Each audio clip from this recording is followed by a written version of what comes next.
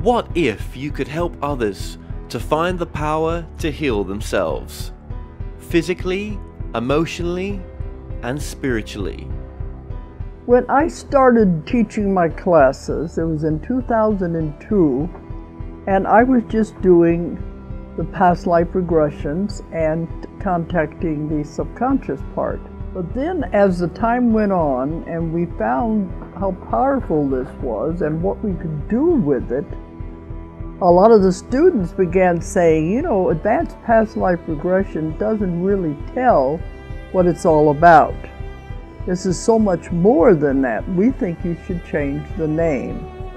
So it was a few years ago we decided to change the name to Quantum Healing Hypnosis Technique.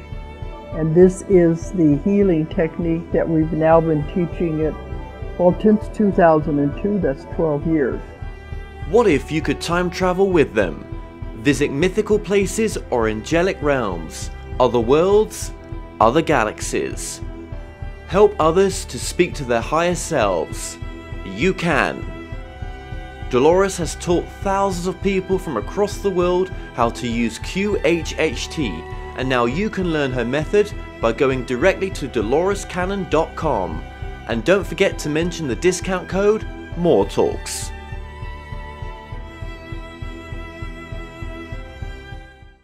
Hi guys, my name's Kevin Moore and I'm the host of The Moore Show. Now it's my purpose, my passion, my mission to help you guys become your greatest version.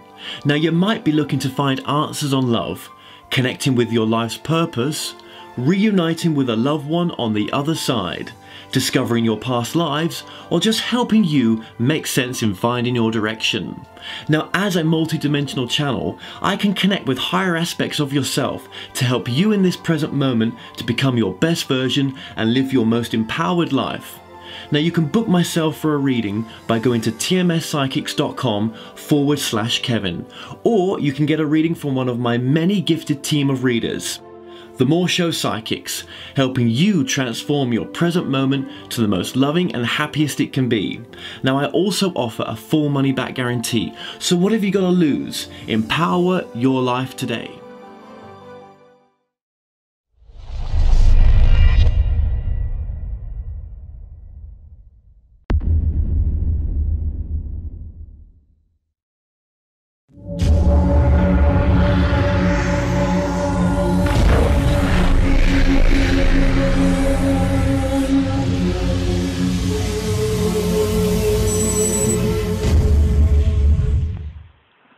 This is the World Satsanga on the 24th of June 2017, held in conjunction with Kevin Moore and The Moore Show.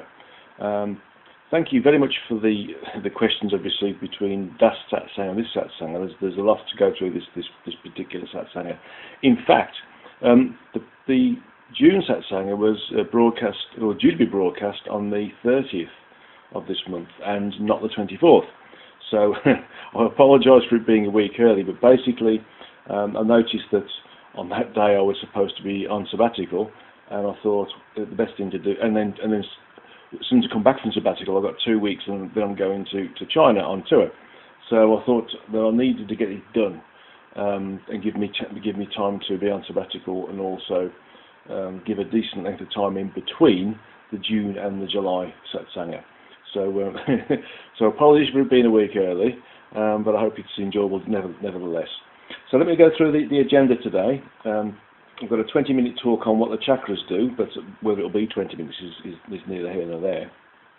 And in terms of what they're associated with within the gross physical body, and so I'll go through that in a very sort of summarised sense. And then we've got lots of questions to go through from one to probably about three different people, the participants of the Satsang, which I'm really pleased about. Thank you very much. And there's some quite deep, searching questions, both spiritually and physically, which is a good balance. So I'm pleased about that. And the next thing is the meditation, which is to connect to the gross physical to assist in healing. Now, we've done this sort of thing before, but in different ways. And so what this is basically a method of visualization that allows us to do this, and it allows us to look at various different aspects of the body by going deep within. So this is something that I was taught a long time ago, but nevertheless knew about anyway when I did the energy healing training as a student of a first generation student of Barbara Brennan. So this is quite a very, very powerful method of healing, and it includes something called samskara, which is a derivative created by one of the, shall we say, few geniuses that came out of Barbara's school, because the one guy ended up being almost like a head or lead teacher within Barbara's one of Barbara's cohorts, and managed to be able to create their own version of healing as well at the same time. Okay, so we'll just go through the reasons for what the chakras do. Well, the chakras are, if you like, they're the glue that holds everything together. They're attached to an energy system that pervades the human form, not just at the gross physical, but also the spiritual physical, which is the frequencies above the gross physical. Going back to the basics, there's 7 frequencies that are understood by spiritualists. The first 3 are gross physical, and the next 4 are spiritual physical. And then there's 3 more, which I discovered quite some time ago, which are a step down function, and that allows the soul, the aspect of the true entity itself, to come down through like a funnel type of function through the horror line into this vehicle that we've got that we call the human body. And basically these things are part of this network system that are, for want of a better word, almost like a venous system, like the veins and the arteries around the body, that transmits blood around to help oxygenate and remove carbon dioxide from the body and other waste systems. The chakras sort of do a similar thing, but moreover they act as a pulling in of energy system. Now, the chakras that we tend to look at are the first chakra, which is the basal root chakra, which has its origin where the 2 legs meet the lower body, typically where the groin is. The next 5 chakras have a front and rear aspect. The sacral chakra is 7.5 centimeters or 3 inches below the navel, that's the belly button, and they are horizontal, whereas the root chakra is a vertically opposed chakra. And then there's a rear version of that, which is in the same height from the belly button, but pointing out towards the back of the body, around the spine area. So there's 2 chakras for the second or sacral chakra, third, which is the solar, fourth, which is the heart, fifth, which is the throat, sixth, which is the spiritual third eye, and the 7th, which is so the 7th is on its own again, which is vertically opposed, going up towards the ceiling. So we have, getting back to the sacral chakra, 7.5 centimeters or 3 inches below the navel. The solar chakra has its point of origin, which is 7.5 centimeters or 3 inches above the navel. The heart chakras are positioned in the center of the front of the chest, in the middle of the sternum. Okay, so that's roughly where they are. And the throat chakra is at the center of the front of the chest. The center of the front of the neck, not the chest. And so we've got the heart is at the center of the front of the chest in the sternum, and the throat chakra at the center of the front of the neck. Okay, right about where the Adam's apple is. Okay. And then the spiritual third eye is located very close to where the third eye is, which is sort of in between the 2 eyebrows and above the bridge of the nose, which is almost the centre of the front of the forehead. And then we've got the crown chakra, which comes up from the centre of the crown, the top of the head, up towards the ceiling.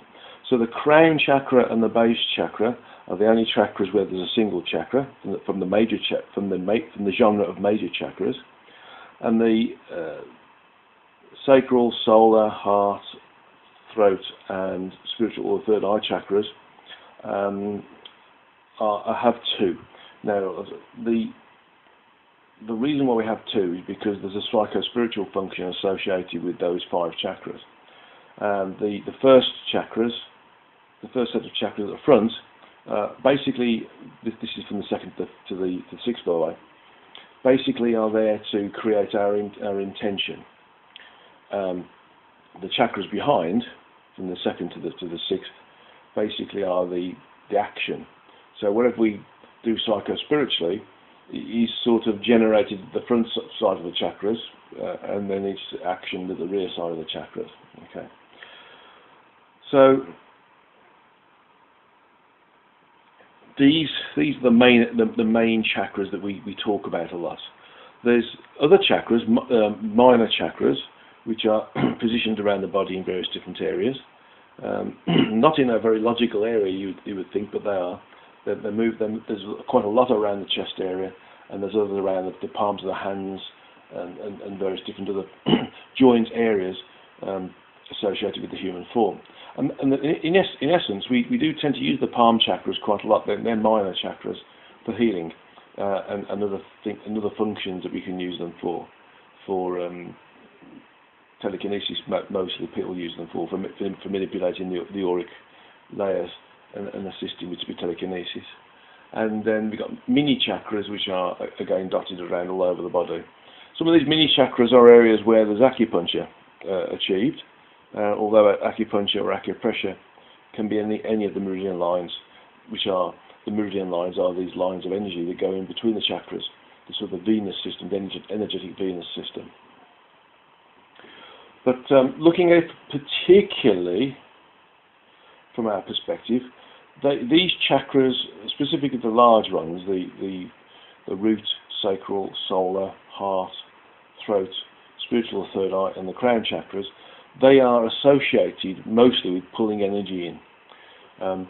Without these chakras here, the human form doesn't function very well at all. It tends to struggle quite a lot, actually, and the condition of these chakras is always something which is observed by energy healers to make sure that they're in good condition, or if they need help or healing, that those can be done. Within the work I do, it has been quite common for me to re-inflate them so that they become the right size and shape, to change out or replace various smaller vortices within these chakras, because these vortices deal with the sub-frequencies associated with the chakras, and also replace the outer covering as well. A lot of times chakras seem to be overprotected with people because they're protecting their energies, but also there's a lot of times when these chakras are burnt out because they've been overused, for instance, as a result of whatever work the incarnate being or entity has been working with them. So it's in general, as I was going to say, there's a difference between a being and an entity. An entity is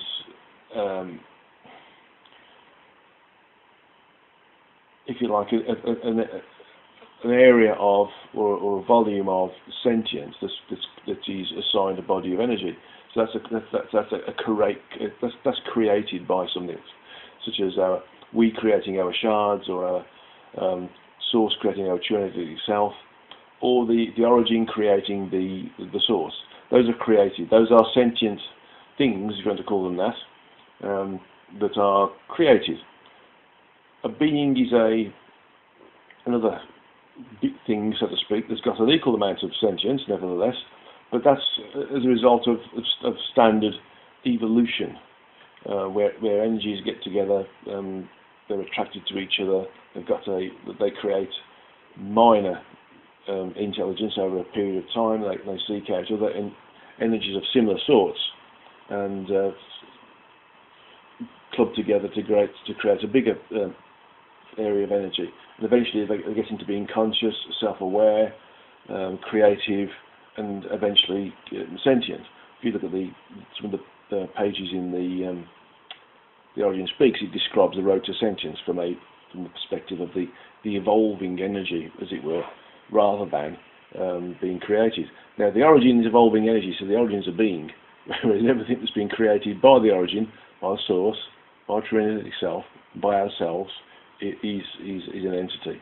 So, an entity is created, a being is subject to evolution. Okay, but getting back down to these chakras, they're there to support every part of the human form. They're there to support everything that is gross physical and spiritual physical. Now, in popular texts, the fourth level, the heart, the frequencies associated with the heart chakra are, for want of a better word, classified as just being the astral, and that's it, the melting pot between the gross physical and the spiritual. And my understanding is that it's the heart chakra, the throat chakra, the spiritual third eye chakra, and the crown chakra, and the energetic templates associated with them, because they're assigned to each different template, create the astral levels.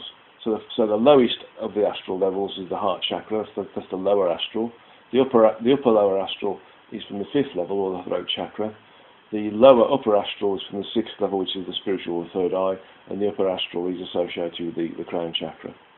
Okay, but so they're there basically to pull energy in and distribute that energy on each of the different levels that they're associated with.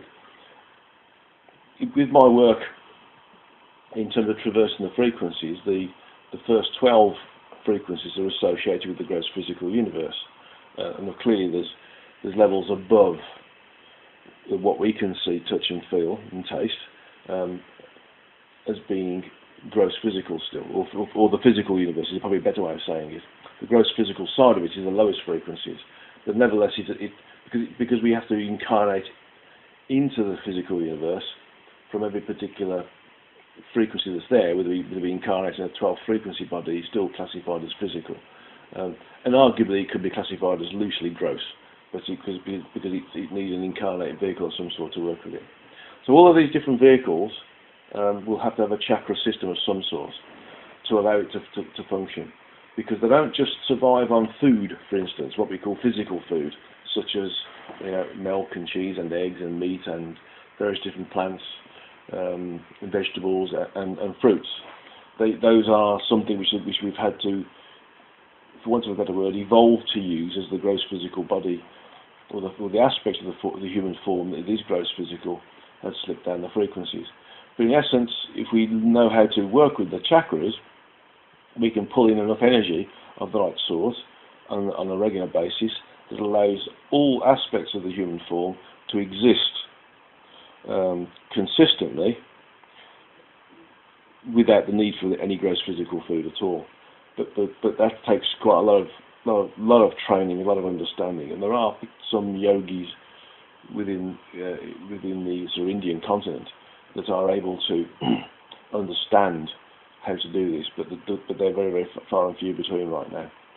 So the chakras are there to pull energy in. They help to maintain the construct of what the human form is. It allows the 7 energetic templates to maintain their form, and without those energetic templates, the gross physical doesn't exist or doesn't work. And so, in effect, for each chakra, there is an energetic template associated with it.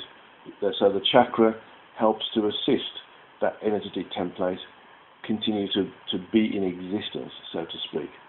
And so each of them has an associated template.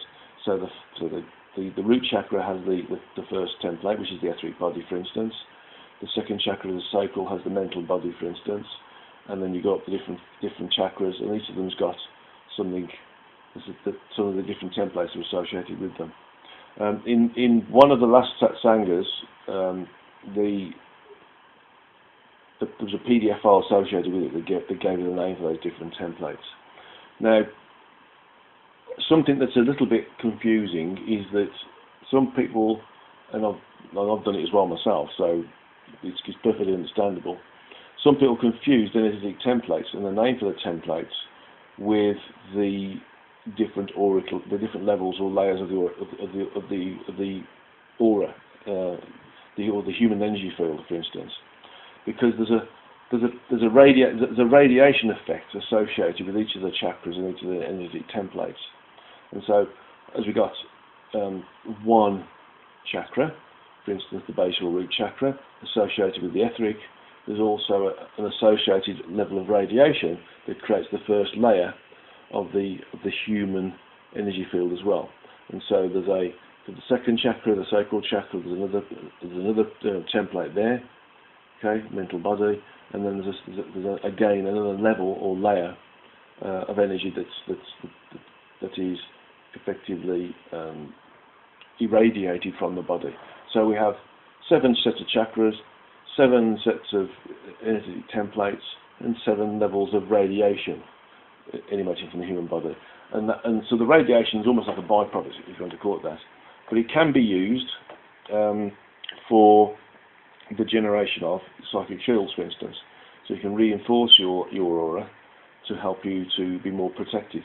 But the aura also creates a level of protection in its own right anyway, as a result of the work and the function of the chakras.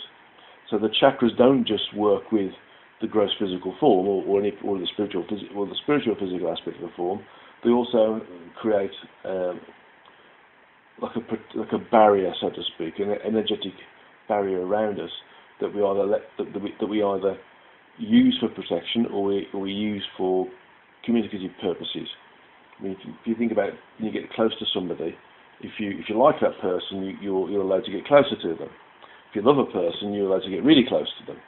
If you don't like somebody, you'll find it's very difficult to get close to them, and you'll find that you'll feel like they're invading your space. So the chakras pull energy in, maintain the templates that allow the gross physical, as we understand it, that part of us that we use to experience the lowest frequencies within the multiverse in the way they're supposed to be experienced, and they keep it working. The other thing to notice is that we can manipulate the work that the chakras do. So we can extend them and rotate them to pull more energy in. That helps us to become higher frequency. But also on the other side, we can extend and rotate them in the opposite direction. So if we extend and rotate them clockwise, we pull energy in. If we extend and rotate them anti-clockwise, we push energy out. And so sometimes the extending of the chakras and the rotating them anti-clockwise and asking them to be directed towards a certain individual or a certain individual's chakras can be used for healing purposes as well. Okay, so the chakras are basically a generator. In electrical terms, you can think of them as an alternator or a dynamo, but they work in different ways. Whereas alternators and dynamos rely on certain materials to be rotated around each other, the chakras pull in energy because they've got little vortices that pull in energy and allow that energy to be used by the human form. Okay, so a little bit sort of summarised and a bit sort of high level, but nevertheless, this is what the chakras do for us. They help maintain the structure that allows the human form to exist. Without the chakras there, the structure doesn't exist. The templates don't exist. And without the templates, what we work with is our gross physical human form, and the spiritual physical aspects of that don't exist either. So they are very, very important in terms of ensuring the vehicle that we use to experience low frequency existence is maintained. It won't be maintained with just gross physical food, such as fruit or vegetables. It needs to have these other energies available to it to maintain the structure of the other templates that make sure that the gross physical maintains its existence. Okay, so we've got a lot of questions to go through now, and I'm a bit aware that we're also moving through the time for the Satsanga rather quickly, but we should be okay. Okay, so let's look at the questions. First one. Question 1. If the embryo fetus, and this is based upon some of the previous questions we had with the mechanics of incarnation, okay? Question 1. If the embryo or fetus is a matter-based vehicle made of anu particles, well, the anu is the basic building block the gross, what we call the gross physical, and it's about 6 levels below the atom. Okay, round about that. Is the body structure created by only the mother in utero, or is there a combined effect of mother and soul creating it during gestation? After the soul starts to integrate with the vehicle gradually, who creates the body during gestation? There's 2 things happens here. One is if you like, the animal-based creation of a form, and one is the energetic-based creation of that form. And so we have the mother through the partnership with the husband or the father getting together to create the possibility for a smaller form to be created.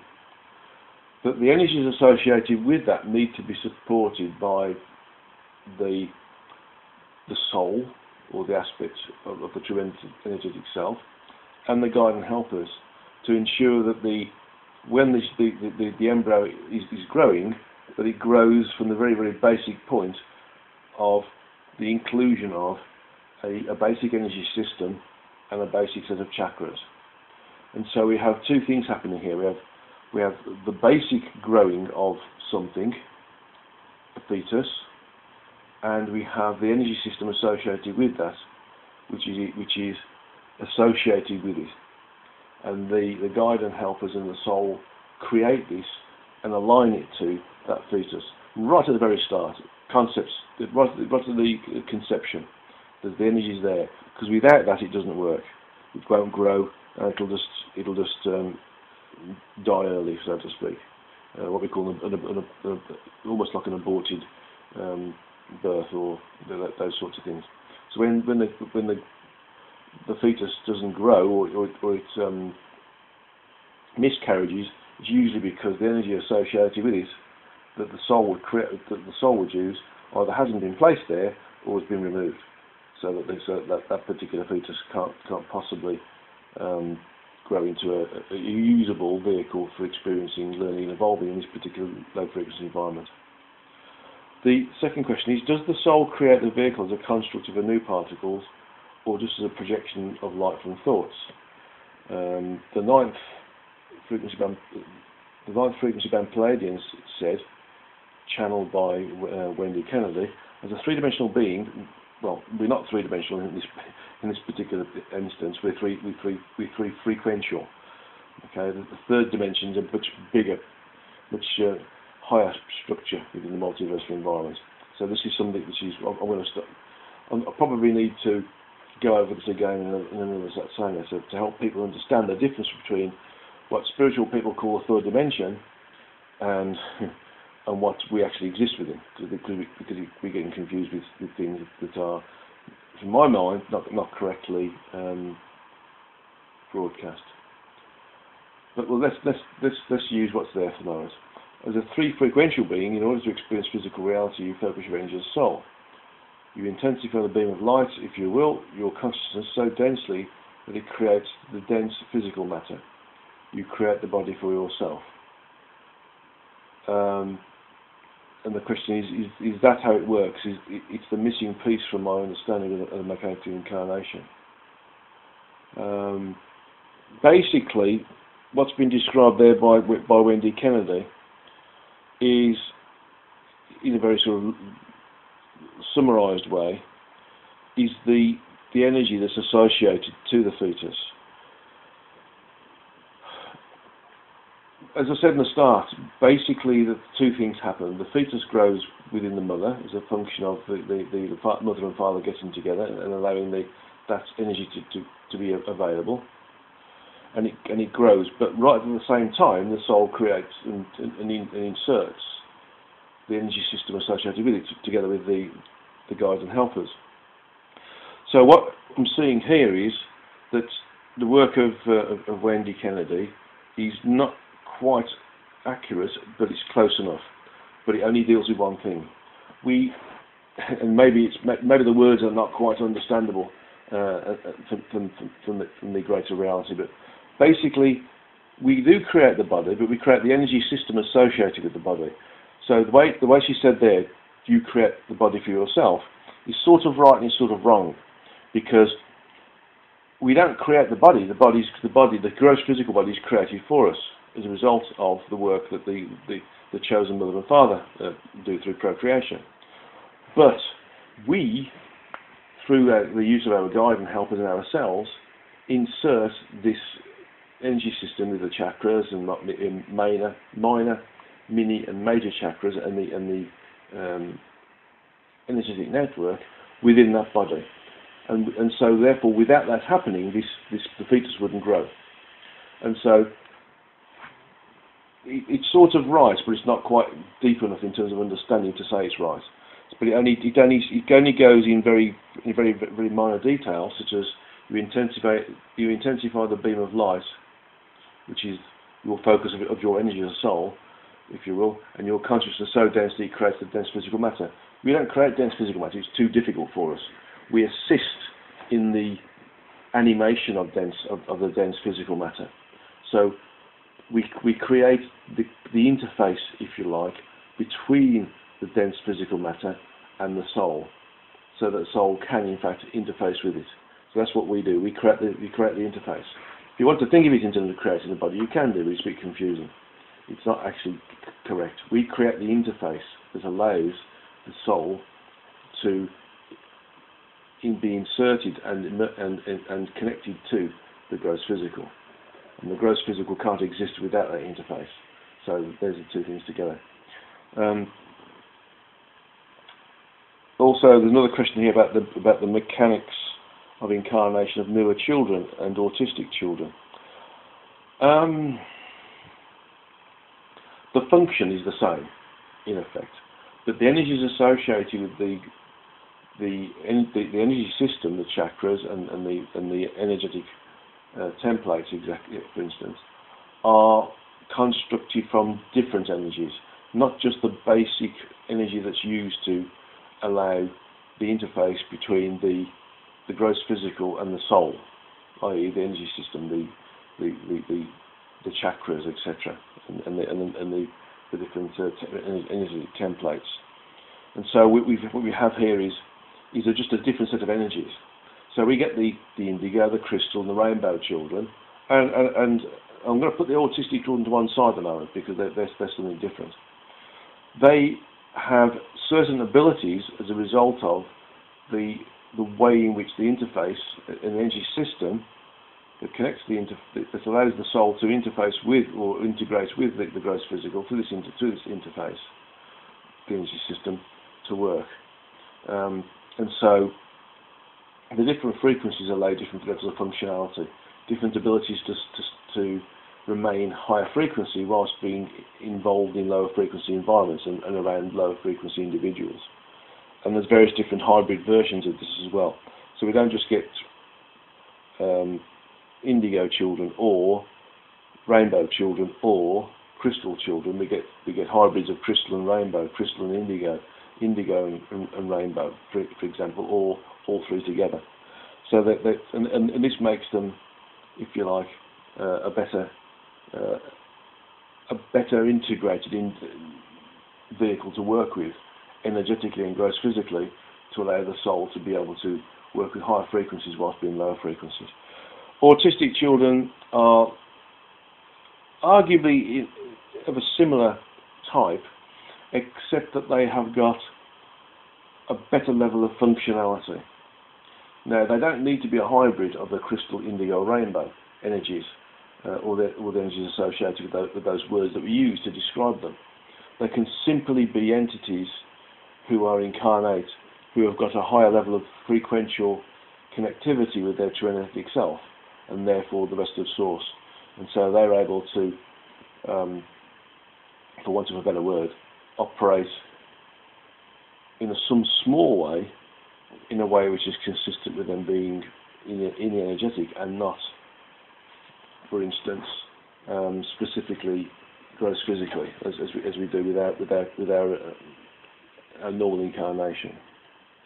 So the other part of this question is, how are the incarnate vehicles of indigo, crystal and rainbow children created? Exactly the same way.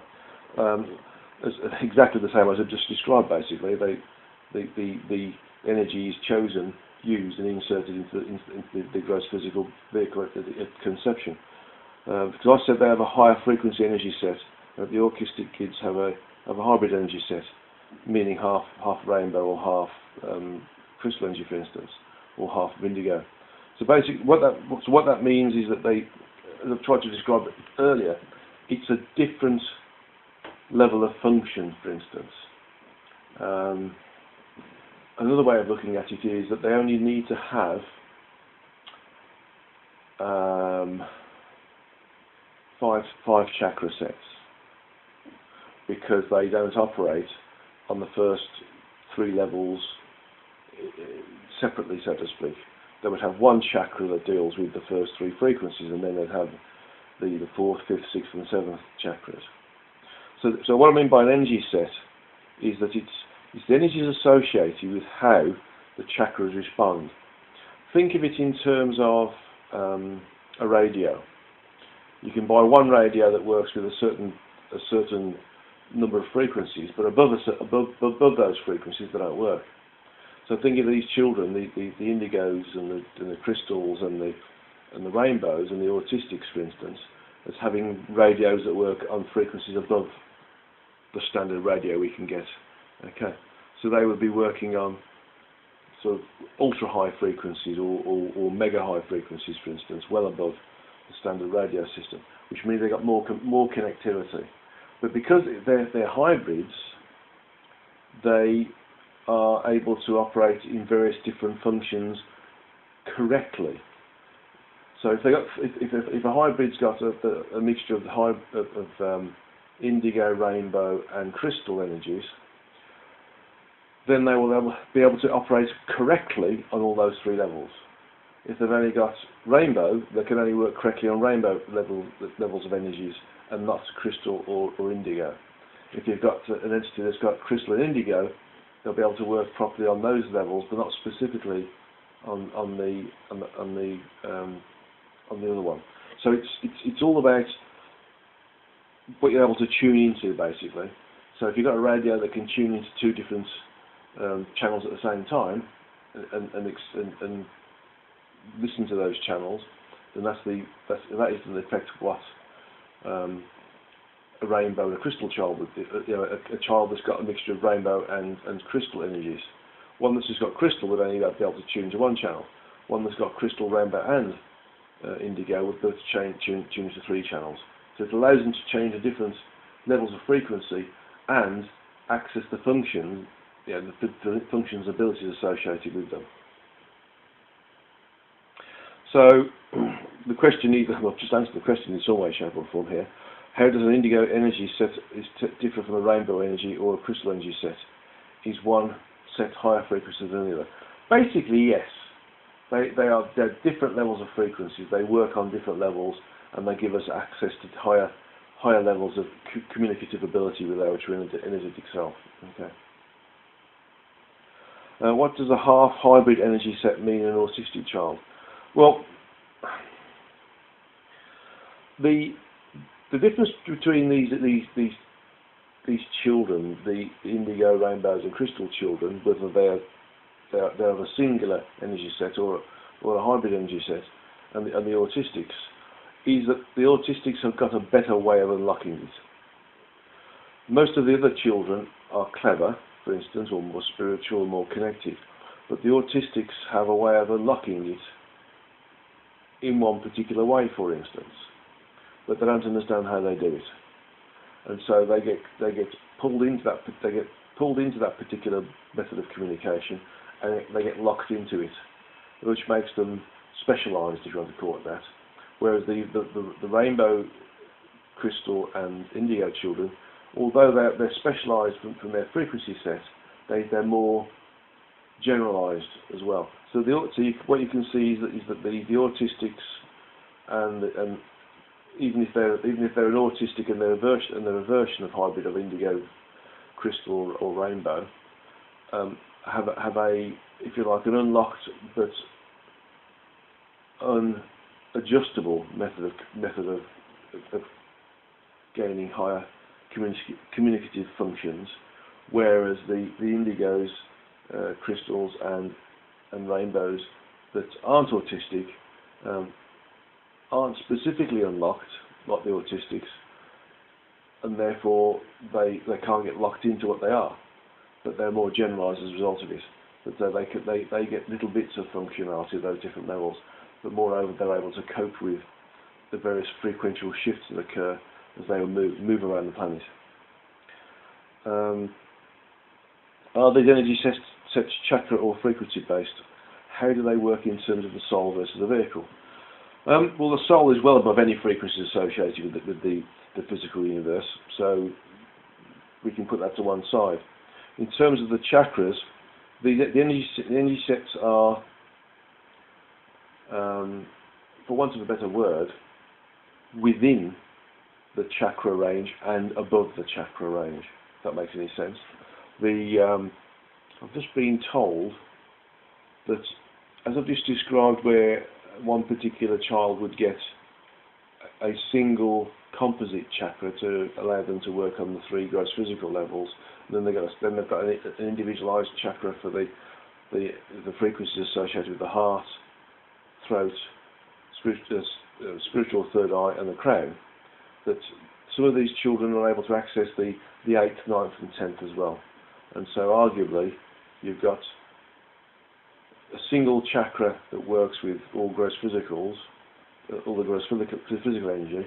Then you've got the other chakras that work with the spiritual physical, and then you've simply got the ability to access functionality on the 8th, 9th, and 10th frequencies.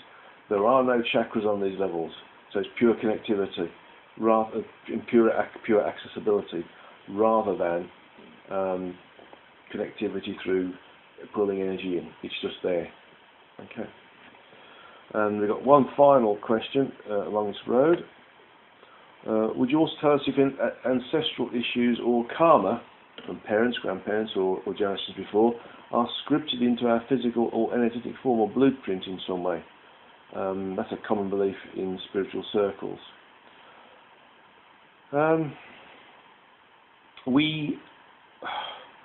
We know that we have things to work out as a function of previous incarnations, and that can be either group karma or individualized karma. So if we want to think of it in terms of ourselves working with different things we've experienced in the past from an individual perspective, then anything that can be classified as being ancestral, i.e. our previous lives, is relevant to our own karma. If, however, we've accrued group karma, and that is also from previous lives together, and maybe the group karma has been accrued with how we've worked with or interfaced with our parents, grandparents, or other generations of families, for instance, or entities, for instance. Try to forget parents, grandparents, and the previous generations. Try to think in terms of who we've interfaced with, because they might not be our parents or grandparents, but whatever they are, they might be, of course. Sometimes we do work with each other over various different sets of incarnations. But more and more, it's to do with understanding that we have individual karma and we have group karma, and sometimes we have to work out the group karma together. So we do get individuals who incarnate together, or within a family. If, for instance, the souls within those bodies that could be of parents, who could be of grandparents, have incarnated in those bodies, or even walked in, to allow the group karma to be worked off, so to speak, then that's the only way you will go to get anything ancestral in terms of karma. Generally, karma is individualized, and it is also groupized, so to speak. But in terms of us picking up stuff from other people that we've not interfaced with, the answer is no. So if our parents or grandparents or other ancestors from previous generations have their own karma, we wouldn't be working off their karma for them in general. Okay? We wouldn't be working off group karma for them if we've not been involved in that group karma for them in general. And so they're not scripted into our physical or entity form in any way from that perspective. This is something which is misinterpreted through humanizing things. I don't know if I explained it well enough, but basically whatever we work with is whatever we work with. The fact that they are potentially our parents or not, as the case may be, is immaterial. It's the fact that those individuals, those individuals may have a karmic link with us, either from an individual position or a group position.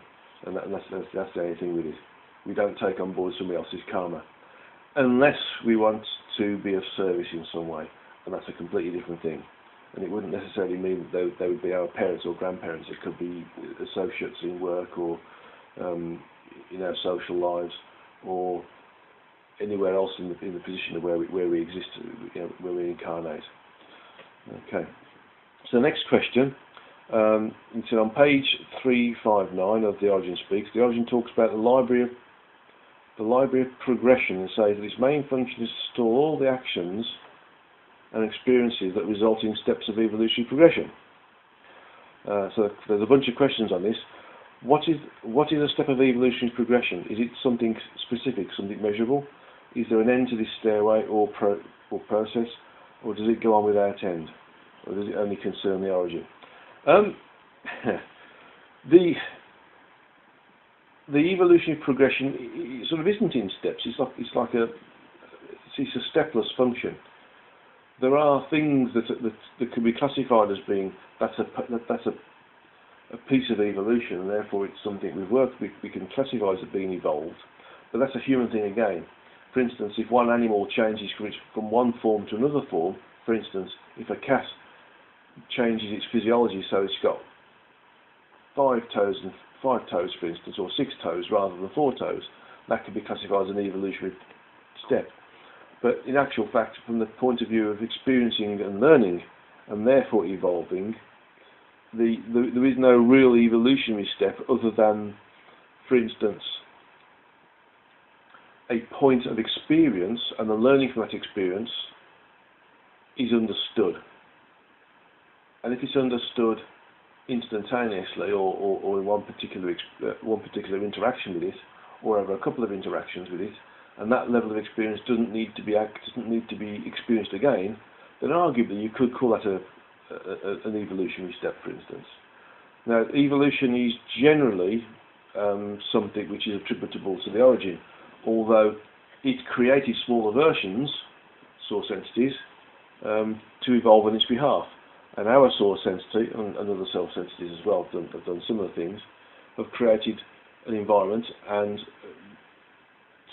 individualized part of its own sentience and given it a body of energy to work with, to allow it to evolve in a more accelerated way by allowing smaller versions of itself to experience, learn and evolve. And then we do the same thing as our true energetic self. It does the same thing by creating us as souls, and we can do the same thing with shards. And so everything evolves, and as everything evolves, everything is evolving. So it's a very clear statement, isn't it? But basically what it means is that as we evolve as smaller units of ourselves or source or origin, then everything evolves. But even though we as individualized units evolve, the end game is that the origin evolves. So we all evolve as smaller versions of, either created by origin or created by those creations of the origin, to help the origin evolve. So I hope that sort of helps there. It's really a case of, even though we're individualized and we're evolving, that evolution is also passed on to source, and it's passed on to true energy itself, passed on to source, and passed on to the origin. Okay, and it's, as far as I'm aware, it's ongoing. It's never ending. The origin is so big, but it hasn't even mapped out its own polyomniscient sentient area of self-awareness right now. That's what the source entities, and it's what we're doing right now. And when we've gone through this first section, so to speak, there's other sections we've got to go through to experience, learn, and evolve. So it is truly infinite as far as I'm aware. Next question: does everything we do contribute towards this progression? For instance, brushing my teeth, or is it only part of our experiences or none? Well, everything does. So really, the second part of this question is answered by the first. Really, everything we do is to do with experiencing things, and there's also learning and evolution from that, no matter how small it is, or no matter how simple it is. Since the origin stores the actions and experiences that result in its growth, are there actions and experiences that don't result in its growth? For instance, if I drown a man, or I save a man from drowning, does one experience getting stored, or do both? Does everything count? Absolutely. Everything counts. Even the decision not to do something counts towards evolution, because it's a decision process based upon a level of understanding, which may have been not there previously. Okay. What does it mean that the origin is storing actions and experiences? Is it like a video copy, or is the actual action somehow stored? It's the essence of everything, from being in the gross physical from our perspective, to making the decision, to having the sensory responses, to having the thinking process behind the potential to improve it. It's the whole gamut of things associated with experiencing what we're experiencing, right down to really sort of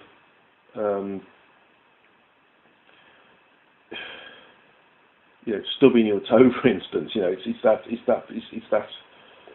that simple. Everything that's experienced goes into being recorded and is part of the overall experiential set of learning and evolution that the origin has. Once stored, does the origin ever do anything with these records, or do they just sit there, so to speak, forever? It, like us, uses them as a repository of experiences that can be drawn upon to enable similar experiences to be interacted with in a more efficient way. And so, if you like, it's a library of stuff that the source or origin has, in this instance, because the question is about the origin, that it can use to experience different things. It's us experiencing it. It's us experiencing the very minute detail of what it is. So, if it wanted to experience the minute detail of what we're experiencing, that it wanted to do it on its own, it would draw upon the experiences that have been gained through our work to help it interact with that experience in a way which is probably more effective, giving better results, for instance, or is more repeatable and robust. So everything is there, and other parts of it might want to use it as well. For instance, if another source entity wants to be able to experience a different part of the origin, and that part of the origin overlaps with something that our source entity has experienced, then it may want to use some of that experience that we've given to our source, which has been passed on to origin, to be able to work with that and gain a different level of depth of experience. And so it may well take some of this information as being part of its library of experiences that can be used and drawn upon. Okay. And question 6, will we be able to review our actions and experiences at some time? Yeah, I mean, that's all part of the... provided we're not having a back-to-back incarnation, where we have an incarnation that, for want of a better word,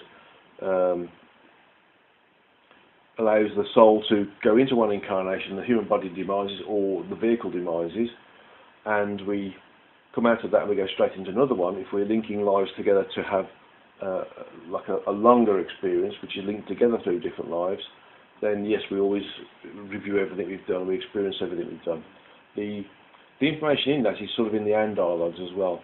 We get an idea, and it's not a complete idea, by the way. This is just again, all the books are summaries of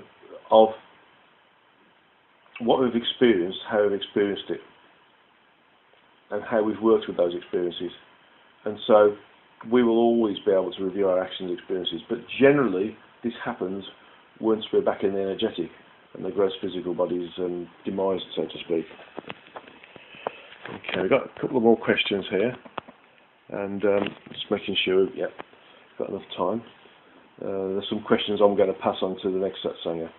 Okay. So the first one is there are about 25 million poor souls trapped inside North Korea, living in subhuman conditions, and their forebearers for 7 decades now. So basically, this has been something been happening for a long, long time. We are told that each and every one of them chose to be born into that place to offset karma or some other worldly purpose. True? Question mark. If true, then what is our response? Indifference. If we did not create North Korea, nor their need to be miserable in this particular life, so we did not create North Korea, nor their need to be miserable in this particular life. Or is it? These people are all victims that should be rescued physically and or through prayer. Of course, the same thing happens in China, or happened in China a long time ago, where tens of millions were killed or starved to death. Well, basically, we have locations around the world where we choose to incarnate into because of the way that those currently incarnate souls are working whilst they're incarnate. So and the way that we work collectively together while we incarnate creates localized civilization. And depending upon how that localized civilization functions, depends upon the experience we get. And so souls do choose to go into areas of hardship to experience hardship and experience, learn and evolve as a result of that. So from our perspective, we look at that and think, they've chosen this, we therefore let them get on with it, which is fine. But also, some of these souls do incarnate into these conditions with a view to being in a situation where sometimes they're removed from those conditions and they're given a different chance of experience or a different life. For instance, if you have a child that's been adopted because they've lost their parents or whatever, and they go to a different country, they've had to go through this experience of losing the parents and being all alone and being readopted, and they're moved somewhere else. So they've had this potential for living on the street, looking after themselves, not knowing what to do, being scared, frightened, not knowing who to trust, for instance, to being so captured, so to speak, or rounded up, and then put into an area where there's a hostel where families, children can go to, and then eventually they might, if they're lucky, they'll be found a family to go to. So all this experience is part of what they wanted to do, and sometimes this experience includes more broadly thinking groups of individuals assisting other civilizations who are quite happy and content to let people suffer, to show them that this isn't the way that an evolved or higher frequential state of incarnation should be allowed to continue. And so we get the chance of giving them a better way of working in life. We improve their lot, for instance, by allowing them to work for themselves, but also work for themselves as a result of the ability to be moved away from the environment that they're in that's causing their suffering. And so arguably this is where we would go in and people like sort of World Vision or Save the Children or Oxfam and a whole group of other different charities move in and help people who wanted to experience these different experiences at that level, help them move out again and become better citizens who could also become more spiritual and also go back into the environments that they were in and help others at the same time. So the short answer to the question is yes, they've chosen to go into these environments. Yes, they understand what they did before they incarnated, and sometimes the part of the incarnation is to stay in these environments and experience what we would call suffering for the whole of their lifetime, however long it is. But also sometimes they position themselves into locations and families where they'll experience the hardships but also experience the good side of existence as well. So they get the yin and the yang. Okay. And the last question for this Satsanga, so I've got a couple more questions, but I've run out of time unfortunately, but I'll pass them on to July's Satsanga. is that what is behind the political psychosis sweeping the States? Well, we've got political psychosis all over the world actually, but that's another thing. Where otherwise intelligent people play the victim, surrendering their personal sovereignty, refusing to take personal responsibility for their life experience. Where the tolerant have become intolerant because their favourite politician lost the election, for instance. An example of this is 75 years ago, young men died to liberate the world from tyranny. Today, young men are offended and cannot function because somebody disagrees with them, and usually the response is anger. Basically, we've lost the ability to work together. Now, over a number of different Satsangas, there's been questions about why do we have people who are involved in fires?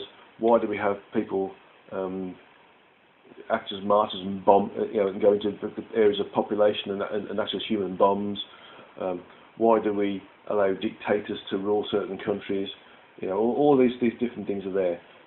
All these different things are there to help us look at what we think isn't the right way to exist in a higher frequency way whilst incarnate. And so when we start to work on these things, we start to work together.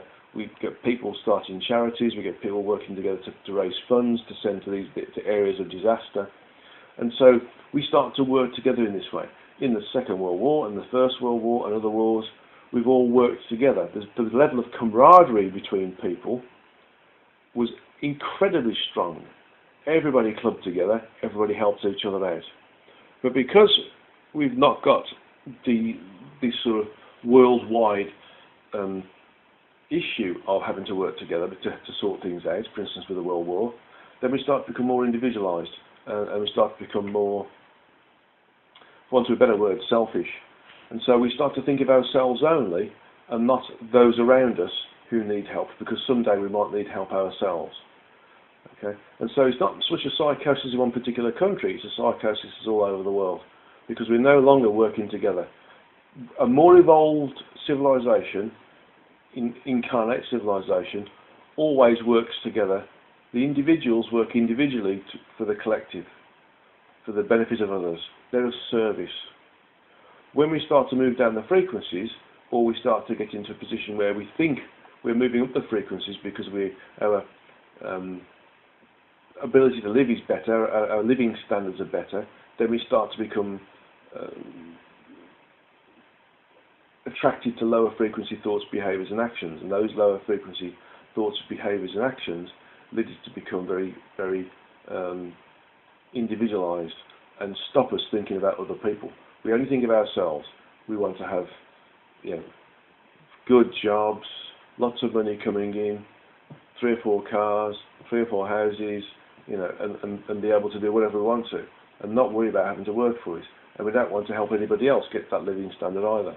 So basically, it's to do with us having more material wealth, and that makes us individualised, because we don't need to help each other to get a good standard of living. I mean, Maslow's hierarchy of needs identifies, where we come from the basics right up to the being, for want of a better word, too buoyant with our materialism, where we start to do things because it's fashion based, because we want to do it, because we like to do it, rather than having to do it to survive. Okay, so to answer this question really shortly, it's because we've allowed that, we've got a greater level of living, our living ability has improved. We've become more individualised. There's, in general, around the world, there's less conflict, so we haven't had to work on removing the conflict, and therefore we don't see this camaraderie associated with working together for the collective to help the collective survive. Okay, so when we come back to having things of distress happen, such as people walking into schools with a machine gun and killing all the children, for instance, or we have martyrs blowing themselves up in pop concerts, for instance, and killing up lots of people. The effect of that person doing that brings us all together again. And so what I'm starting to see happening is we're starting to see more and more of these things happening. because we don't have a bigger picture to work with in terms of, you know, a bigger worldwide thing to help us. We got to work with and combat, so we can all maintain our sovereignty, so to speak, or our ability to work together. We need to have little skirmishes happening to make little localized groups of individuals, and sometimes it happens worldwide as well, that's working together to try and benefit those who've suffered. So we start to become more of service. So the whole thing is to do with a localized. Well, we've had a drop in frequency as well. So we've increased our frequency and we're dropping in frequencies again, and this is also causing us to be more selfish and more individualized, rather than becoming more of service with those around us who need help. And that sort of links in basically to the first question about all these poor souls living in subhuman conditions. And it's not just in Korea; it's in India as well, and other parts of the world. You know, some South American states, and you know, in some of the continents in the Eastern European areas as well. There's lots of areas where we're not working together because we're more individualised, because our living capabilities and materialistic expectations have got higher, and we all work towards it. So we work for ourselves rather than others, and that's it. We will move around the other side when we start to understand that individual wealth is not sustaining us all collectively, and therefore individually we'll start to work on being more of service again, and start to work individually for a collective which works for a bigger collective. And so we'll start to become more, working more for each other rather than just for ourselves. Okay, so what I'm going to do now is to work on the meditation to allow us to be in more contact with our physical selves, and in essence work with our healing. So let's sit in our straight backed chair with our feet flat on the ground, our back straight, our hands placed palm uppermost on the upper thighs. That's the area where the legs meet the lower body, and the closed eyes focused on the origin of the third eye, which is in between the two eyebrows and above the bridge of the nose. And I want you to just look at where you are. Okay. Right now, your vision is based upon your eyes being closed. Your consciousness is focused at the front of the head, where your eyes are. Whilst you're in this level of focus, I want you to just bring your focus back a bit and feel the eyes. Just use your consciousness to observe the eyes. Observe the muscles of the eyes. Observe the connections from the eyes to the brain itself, and then the ears, the auditory canal that's attached to the eyes. Okay, you can see the pituitary and the pineal gland within the brain. You can see the brain stem going down towards the spine. If you carry on down the body, you can look at the structure of the skeleton. Just focus on the structure of the skeleton. You'll start to see the skeleton from the neck and the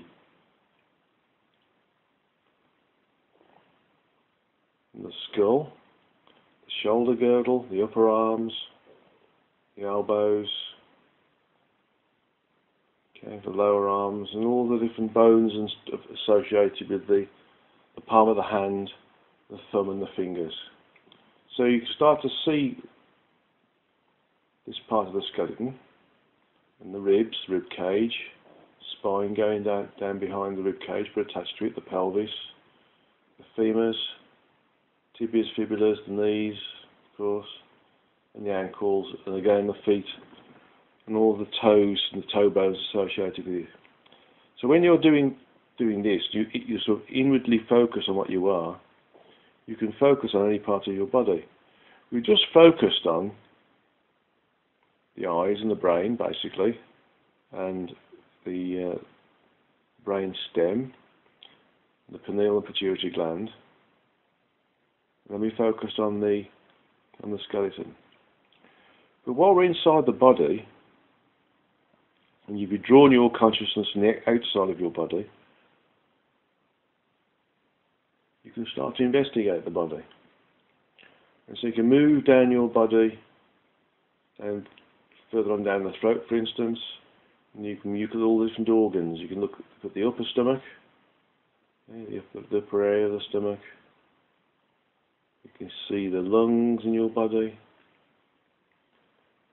You can see the heart in your body. You can see the kidneys and liver, pancreas, and then the prostate.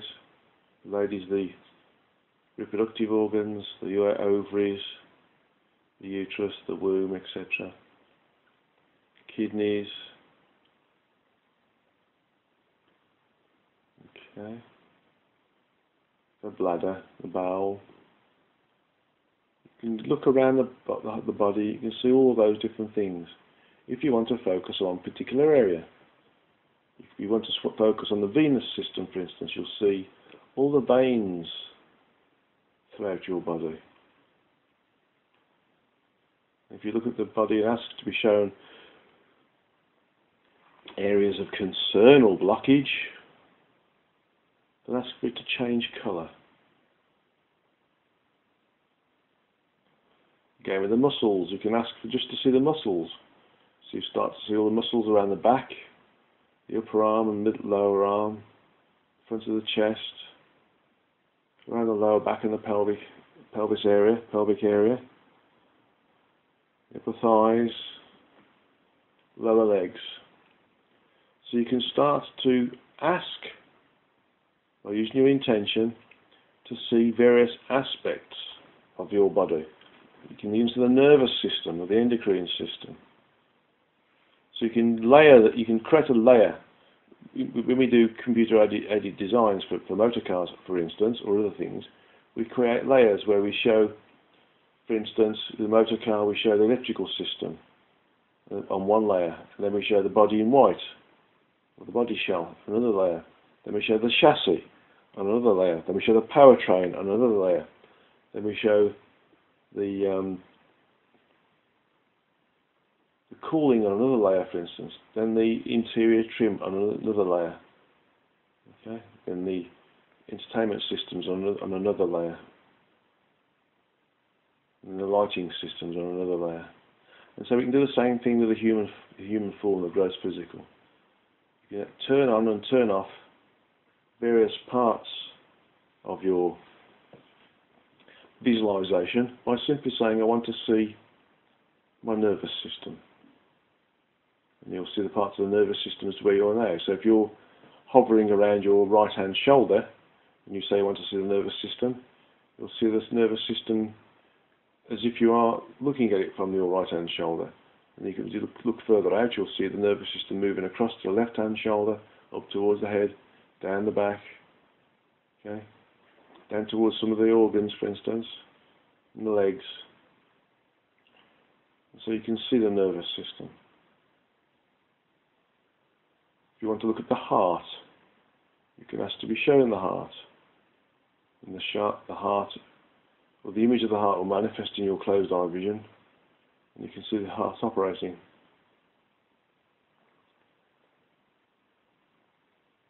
Now if you know that you've got an issue with your heart, for instance, or another organ such as a kidney or a liver, then you can use this visualization process to zoom into that particular organ or body component.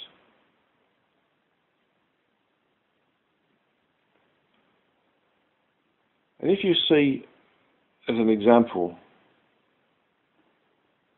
that the venous system, or the artery system in and around the heart, is showing signs of fatty tissues blocking up the veins, the tubes that we call the veins or arteries, then just use your intention for those fatty deposits to be dissolved. Now, in the Samskara training that we did when I was doing my energy healing course all those years ago, we were told to visualize anything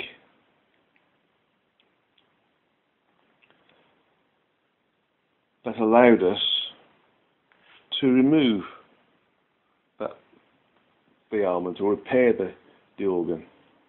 And so, for instance, if you wanted to remove all of the fatty deposits within our veins or our arteries, and it's usually done by blasting laser light down there in the sort of traditional medicine, so to speak, or should I say standard medicine, not traditional, standard medicine. Then again, you can visualize that there's a laser being fired down these particular veins with all these blockages, or the potential for blockage, and that the fatty tissues are dissolved as a result of it. So the Samskara is basically visualizing something, anything, that affects healing or repair work. Okay. So another way to think of it is, if you think that the brain is not functioning properly and your thinking, the thought process isn't particularly sound, and it feels like you're a little bit woolly-headed, or there's lots of dust in your head, then you can visualize your brain as being like a matrix of synapses, and in between these matrix of synapses there's lots of low-frequency energy, or dust, for instance. And so you can visualize a vacuum cleaner and going around the brain, hoovering up all these bits of dust. And you'll find that when you've done that, you'll be able to think straight, or think more coherently. Okay. So with the venous system, we'd have created a laser method of removing any fatty tissues. We've used a hoover to remove all the low frequency energy surrounding our brain so we can think straight. If, for instance, we find that one of our kidneys isn't functioning properly, just imagine it's got two connectors, okay, and in and out, and then you can just disconnect the energy associated with the kidney, visualize the kidney as an energetic template, and you can disconnect that template from the area where the kidney is. And if you're thinking in terms of templates, you'll need to do all seven, by the way. And you can simply remove all sevens one by one. And so you swap out all the energetic templates, and then you swap in new perfect templates, making sure they're brand new, and they show the functionality of a healthy kidney in this instance. And so you reconnect each layer one by one. So you've got layers 1 to 7 in this instance, so you'd have to replace the energetic templates associated with all 7 levels. You'll find that moving level 1 is slower than level 2, and level 2 slower than level 3. When you start to remove the templates at level 4 upwards, they start to move quite quickly. That's because of the frequencies involved with them. Okay. So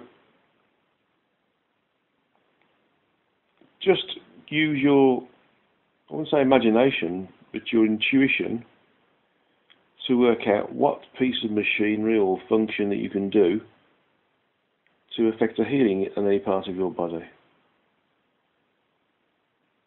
Your visualization of your body is like moving through your body, moving from one point to another. You're inside your body. You're not outside your body looking at stuff. You're inside your body. So you can even move inside, for instance, this so-called misfunctional kidney and heal various different parts of it.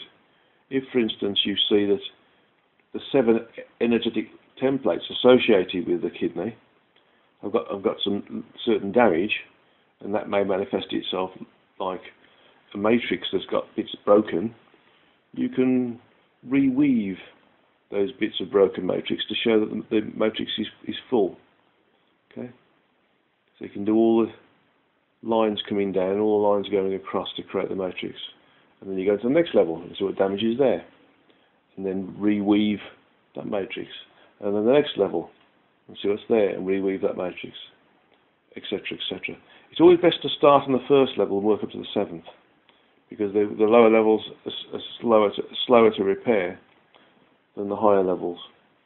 Okay, so move around your body, allow your consciousness and your visualization to move inside the skeletal form, the endocrine system, the nervous system, the venous system, the skin system, for instance, and the various different organs, and move around them and see what you need to do to heal them or repair them.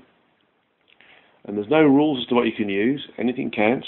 It's just that when you do replace the templates, you take them away from the lowest frequency, so frequency 1, then frequency 2, then frequency 3, then frequency 4, then frequency 5, then frequency 6, then frequency 7. And when you put them back again, you start from 1 again. You know, frequency 1 replaced, frequency 2 replaced, frequency 3 replaced, etc., etc., up to frequency 7. So it's a very simple technique, very powerful technique. It allows you to go inside your body. It's changing your focus within you and move around your body, looking at various bits and pieces. Pick something that you know is dysfunctional or is giving you a bit of pain.